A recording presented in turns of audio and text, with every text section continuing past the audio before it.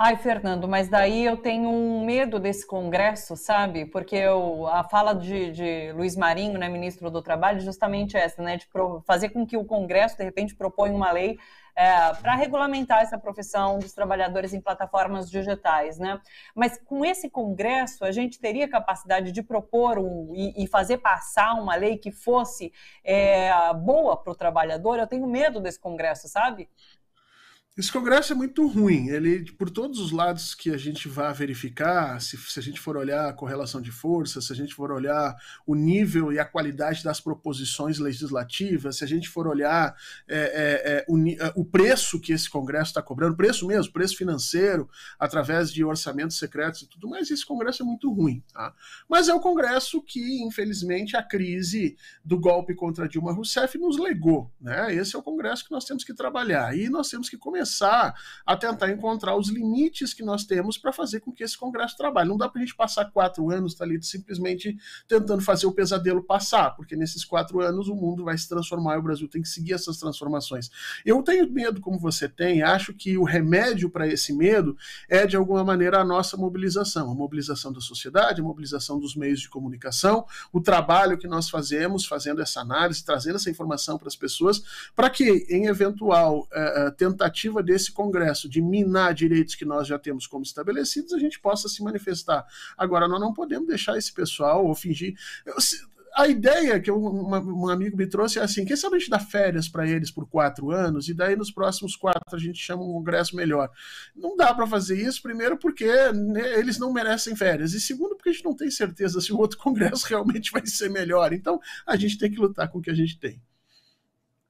Em relação ao Congresso ainda, semana passada se discutiu muito essa relação, né, do Congresso com o governo. O Lula entrou em jogo para fazer a articulação e hoje a gente teve esse primeiro encontro pessoalmente, né, entre Arthur Lira e o próprio presidente Lula. Como que você vê essa relação? Como que você vê a construção dessa base governista ali no Congresso? Como que está? Brasília tá pegando fogo, Thalita, nisso aí. Quer dizer, sexta-feira, quinta-feira ou sexta-feira, o ministro Rui Costa deu uma declaração polêmica a respeito de Brasília, isso reverberou, voltaram os ataques contra ele, o ministro Alexandre Padilha também está na alça de mira, o presidente foi chamado, quer dizer, a situação não está muito boa aqui. Agora, me parece que, da crise toda que rendeu na semana passada uma série de manchetes de jornais, me parece que o próprio Arthur Lira sai mais chamuscado do que o governo, né? Especialmente porque a capacidade que o governo, que o executivo tem de trocar peças e repor o seu capital político, ela é muito maior do que o legislativo durante os seus mandatos, né? Você não pode, o Lira não pode simplesmente deixar de dizer, olha, agora eu não quero mais ser chefe da Câmara aqui por 2, 3 meses, vou dar uma descansada e vamos botar outra pessoa. Já o governo pode trocar a sua articulação política, trocar um ministro, pode trazer Luiz Inácio Lula da Silva para o processo da negociação. Então, esse jogo, essa capacidade de movimentar as forças no tabuleiro, ela joga em favor do executivo. Hoje pela manhã o Lira e o presidente tiveram uma reunião onde se espera se consiga avançar. O que a gente está enxergando, Thalita, de alguma maneira, é que o Lira está fazendo uma força bastante grande para se tornar a base do governo. Talvez porque a situação dele não esteja lá muito acomodada, especificamente com o STF, Polícia Federal no seu encalço, talvez porque ele tenha percebido que o presidente Luiz Inácio Lula da Silva é uma figura histórica de primeira grandeza que tem muito capital político para queimar. Então já há uma certa conversação que chama a atenção de todos nós. Você imagina PP na base do governo, quer dizer, é um pouco estranho, mas alguma concertação vai se ter nesse processo. O governo precisa de pelo menos mais 115 votos, 120 votos certos para que se tenha alguma tranquilidade.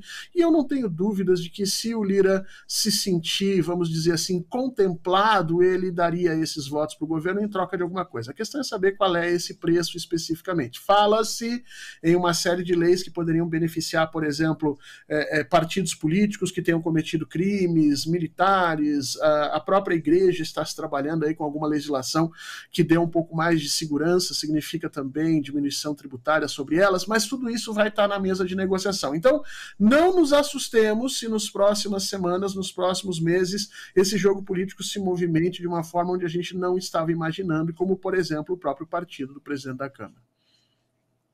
Eu tenho uma impressão que a história do orçamento secreto pegou muito na figura de Lira também, que no imaginário das pessoas, Lira, as movimentações de Lira são sempre por maior poder e por reconquistar o orçamento secreto, por ter direito às emendas, à distribuição das emendas, né, que agora estão nas mãos dos ministros. Então, as movimentações de Lira acabam sendo por conta dessa ganância de ter maior poder. Eu acho que isso ficou um pouquinho assim no imaginário das pessoas.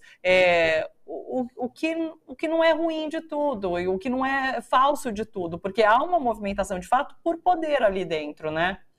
E você captou muito bem, Thalita. Eu acho que a grande vitória do governo nesse primeiro semestre foi ter colado na figura do Lira a ideia da ganância, a ideia do político que, por mais que tente esconder, é um político inescrupuloso que está interessado em ganhos materiais muito diretos. Isso ficou muito consolidado. O Lira não só entrou em disputa com o próprio presidente, como alguns meses antes, mês passado, se não me engano, na metade do mês passado, ele estava em discussão com o próprio presidente do Senado para saber quem dos dois teria maior poder na hora de passar medidas provisórias. Houve também já discussões do Lira com o STF, e todos sabem o papel que o Lira compôs durante o governo Bolsonaro. Então ficou muito tatuado no Lira essa condição de um político do centrão argentário, ou seja, interessado em quase que exclusivamente em ganhos materiais e disposto efetivamente a fazer qualquer coisa nesse sentido.